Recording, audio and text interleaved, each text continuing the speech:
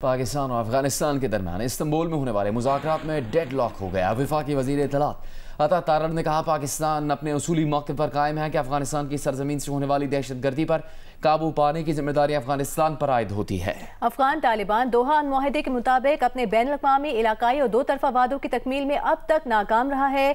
पाकिस्तान इस बात का इरादा करता है कि वो अफगान अवाम से खैर सगाली का जज्बा रखता है और उनके लिए एक पुरअमन मुस्तकबिल का ख्वाहिशमंद है। पाकिस्तान तालिबान हुकूमत के ऐसे इक़दामात की हिमायत नहीं करेगा जो अफगान अवाम या पड़ोसी ममालिक के मुफाद में ना हो। पाकिस्तान अपनी अवाम और खुद मुख्तारी के तहफ़्फ़ुज़ के लिए तमाम ज़रूरी इक़दामात जारी रखेगा। वज़ीर इत्तलात अता तारड़ ने कहा, पाकिस्तान ने मुज़ाकरात में सालिसी पर तुर्की और कतर का शुक्रिया अदा किया है। इस बारे में बात करेंगे, हमें ज्वाइन किया है माहिर कौमी सलामती उमूर सैयद मोहम्मद अली साहब ने। मोहम्मद अली साहब, ये बताएगा, इन मुज़ाकरात में रोज़े अव्वल से पाकिस्तान का मौक़िफ़ रहा है कि अफगानिस्तान की सरजमीन इस्तेमाल ना हो। पाकिस्तान के खिलाफ दहशतगर्दाना कार्रवाइयों के लिए और दहशतगर्दी रोकने की जिम्मेदारी अफगानिस्तान पर आयद होती है। अब इन मुज़ाकरात में डेडलॉक को कैसे देखेंगे आप, किस तरफ जाएंगे हालात? देखिए, मैं समझता हूँ इसमें चंद जो अहम तरीन पहलू हैं वो मैं आपके सामने रखता हूँ। पहली बात यह कि ये मुज़ाकरात का तीसरा दौर है और जो कि तुर्की और कतर के फैसिलिटेशन के नतीजे में वकूफ़ पज़ीर हो रहा है। और पाकिस्तान ने जिस वाज़े अंदाज में अपना मौक़िफ़ इस दफ़ा अफगान तालिबान के सामने रखा है, उसके बावजूद यूँ लग रहा है कि इस डेडलॉक की जो बुनियादी वजह है वो उनकी पहलू तही है अपनी इलाकाई, आलमी और दो तरफा जो कमिटमेंट्स हैं उनको पूरा करने के हवाले से। और वाज़े जो उनसे एक्सपेक्टेशन है वो वही है कि जनाब आपकी सरजमीन दहशतगर्दी के लिए इस्तेमाल किसी मुल्क खुसूसन और पाकिस्तान के खिलाफ इस्तेमाल नहीं होगी। दूसरी बात यह है कि जो बयान अभी आपने वज़ीर इत्तलात के हवाले से नशर किया उससे ये भी वाज़ेह होता है कि पाकिस्तान जो है अब भी अफगानिस्तान के साथ अमन की ख्वाहिश रखता है। अफगान अवाम के साथ हमारी किसी किस्म की कोई दुश्मनी नहीं है, लेकिन हम ये तवक्को करते हैं कि खुद अफगान अवाम इस इलाके की तरक्की, खुशहाली और पाकिस्तान के साथ जो खैर सगाली के जज्बात हैं उनको बरकरार रखने के लिए जो अफगान तालिबान हैं वो जिम्मेदारी का सबूत दें। आलमी जो उनकी कमिटमेंट्स हैं पाकिस्तान के हवाले से खुसूसन उनको पूरा करें, दहशतगर्दी की सरपरस्ती बंद करें। और सबसे इम्पोर्टेंट बात इसमें फिर यही कही गई है, क्योंकि अगर वो ऐसा करने से कासिर रहेंगे तो न सिर्फ ये कि खुद उनके अवाम का नुकसान होगा, उनकी मुल्क की खुशहाली तरक्की का नुकसान होगा, बल्कि पाकिस्तान अपने कौमी सलामती और खुद मुख्तारी के दिफा के लिए तमाम ऑप्शंस मलहूज खातिर और ओपन रखता है। बहुत शुक्रिया सैयद मोहम्मद अली। स्वीडन की फनकारा ने कहा है कि पाकिस्तान अच्छा है। जर्मनी की डांसर बोली उन्हें बिरयानी पसंद है।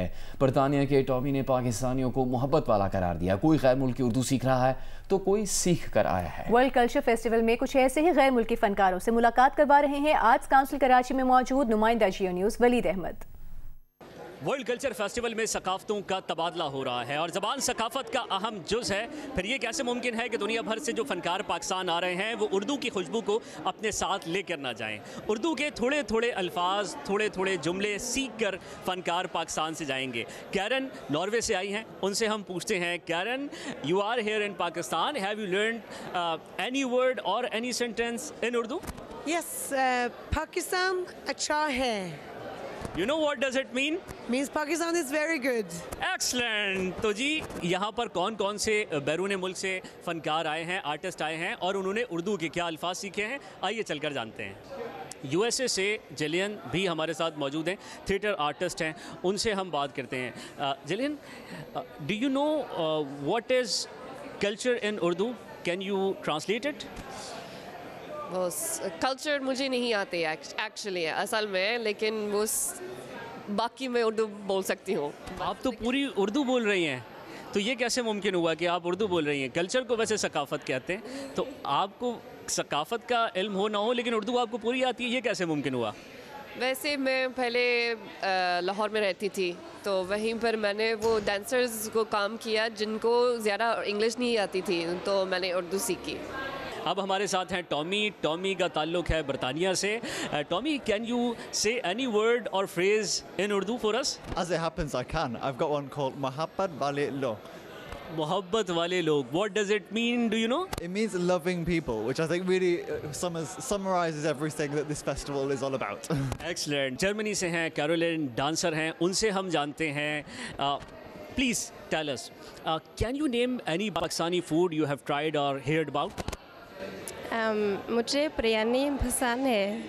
सुन लीजिए, यहाँ जो गैर मुल्की आ रहे हैं, कैरोलिन का ताल्लुक जर्मनी से है, इटली से डांसर्स आ रहे हैं, इसी तरह स्वीडन, अमेरिका, बरतानिया समेत दीगर ममालिक से भी फ़नकार आ रहे हैं, और जो उनकी ज़बानें हैं, उनकी ज़बानों के थोड़े थोड़े अल्फाज, थोड़े थोड़े फ़िक्रे, थोड़े थोड़े जुमले पाकिस्तानी भी सीख रहे हैं।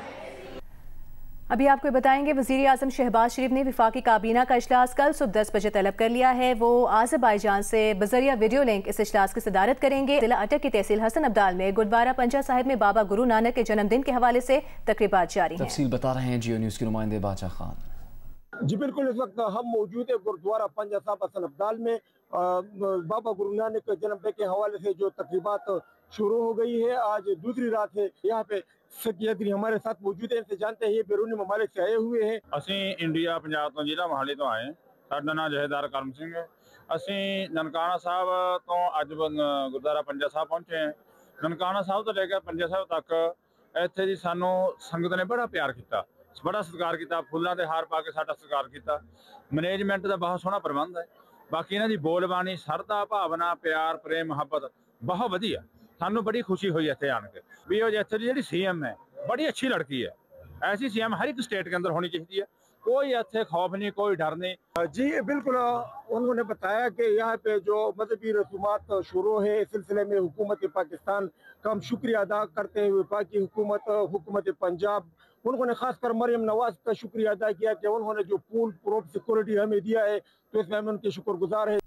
पंजाब काबीना ने मोटर व्हीकल ऑर्डिनेंस 1965 में तरमीम की मंजूरी दे दी है। समरी पंजाब असेंबली को भिजवा दी गई। मोटरसाइकिल पर बैठने वाले दोनों अफराद के लिए हेलमेट पहनना लाजिम होगा। ट्रैफिक कवानीन की खिलाफवर्जियों पर जुर्मानों की शरह भी 20,000 रुपये तक बढ़ाने की तजवीज़ दी गई है। देखिए लाहौर से रईस अंसारी की रिपोर्ट। पंजाब काबीना ने मोटर व्हीकल्स ऑर्डिनेंस में 20 तरमीम की मंजूरी दी है। समरी के मुताबिक मौजूदा चालान की शरह 200 रुपए से लेकर 1,000 रुपए तक है। नई शरह के जुर्माने 2,000 से 20,000 रुपए तक करने की तजवीज़ दी गई है। ओवर स्पीडिंग पर मोटरसाइकिल को 2,000 सीसी तक की गाड़ियों को 5,000, जबकि 2,000 सीसी से बड़ी गाड़ियों को 20,000 रुपए तक जुर्माना तजवीज़ किया गया है। कमर्शियल और पब्लिक सोर्स व्हीकल्स को ओवर स्पीडिंग पर 15,000 रुपए जुर्माने की तजवीज़ दी गई है। ट्रैफिक सिग्नल की खिलाफ वर्जी पर 2,000 से 15,000 रुपए तक के चालान की तजवीज़ है। लाइन और ज़ेब्रा क्रॉसिंग की खिलाफ वर्जी पर 10,000 रुपए तक, ड्राइविंग के दौरान फोन सुनने पर 2,000 से 15,000 जुर्माना और कम उम्र ड्राइवर को गाड़ी या मोटरसाइकिल देने वाले पर मुकदमा दर्ज करने की तजवीज़ दी गई है।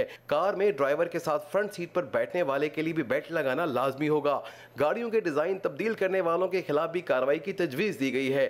डिजिटल चालान और कंप्यूटराइज्ड लाइसेंस को कानूनी हैसियत देने की तजवीज़ दी गई है। ट्रैफिक कवानीन की खिलाफ वर्जी पर पॉइंट बेस्ड सिस्टम भी लाया जा रहा है। मुख्तलिफ खिलाफ वर्जियों पर 2 से 4 पॉइंट्स तक काटे जाएंगे।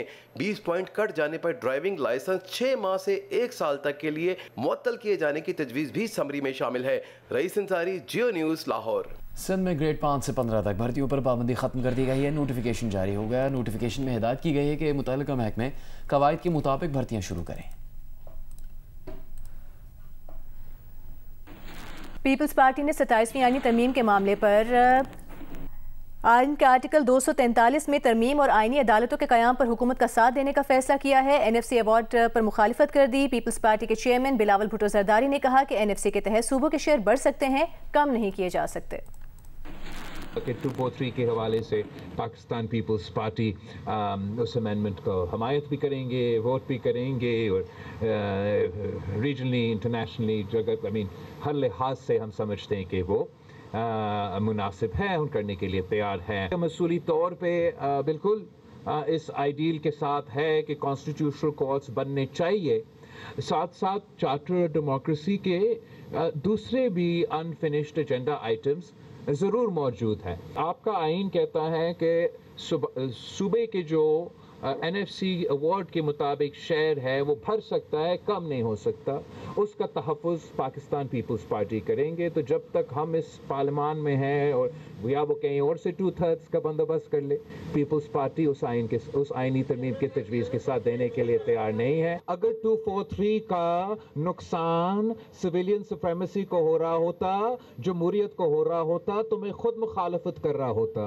मैं इसलिए इसका हमायत कर रहा हूँ कि ये इन चीज़ों को नुकसान नहीं पहुँचा रहे हैं। जो फैसले हुकूमत ने लिए जंग जीतने के बाद, जो रिस्पेक्ट पाकिस्तान को मिला है, अब वो आईनी और कानूनी कवर दिया जा रहा है और उसको पाकिस्तान पीपल्स पार्टी खुल के हमायत कर रही है।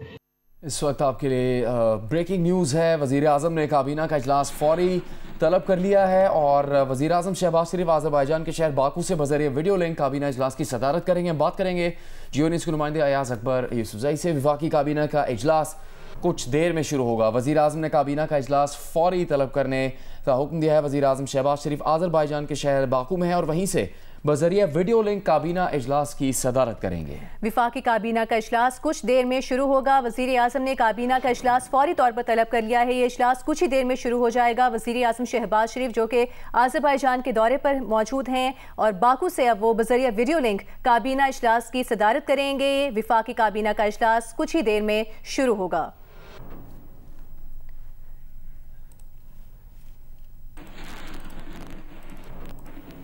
27वीं तरमीम का मुसवदा कल सेनेट में पेश किए जाने का इम्कान है। ऑपोजिशन 27वीं तरमीम का मुसवदा मुस्तरद कर चुकी है। सेनेट की ऑपोजिशन जमातों ने अपने इजलास के बाद मुश्तरका एलामे में कहा है कि हुक्मरान नून लीग, पीपल्स पार्टी और इत्तेहादी जमातें कानून साजी को बुलडोज कर रही हैं। आईनी तरमीम का मुसवदा ऑपोजिशन से छुपाया जा रहा है। वज़ीर आज़म के मुशीर राना सनाउल्लाह ने कहा कि अगर सूबाई खुद मुख्तारी या NFC में तब्दीली से मुताल्लिक़ तरमीम पर पीपल्स पार्टी के खदशात बरकरार रहे तो 27वीं तरमीम इन तजावीज़ के बगैर ही मंजूर की जाएगी। जियो न्यूज़ के प्रोग्राम नया पाकिस्तान में बात करते हुए राना सनाउल्लाह का कहना था कि 27वीं तरमीम की मंजूरी के बाद भी सर्विसेज चीफ्स की तैनाती का इख्तियार हुकूमत पाकिस्तान के पास ही रहेगा।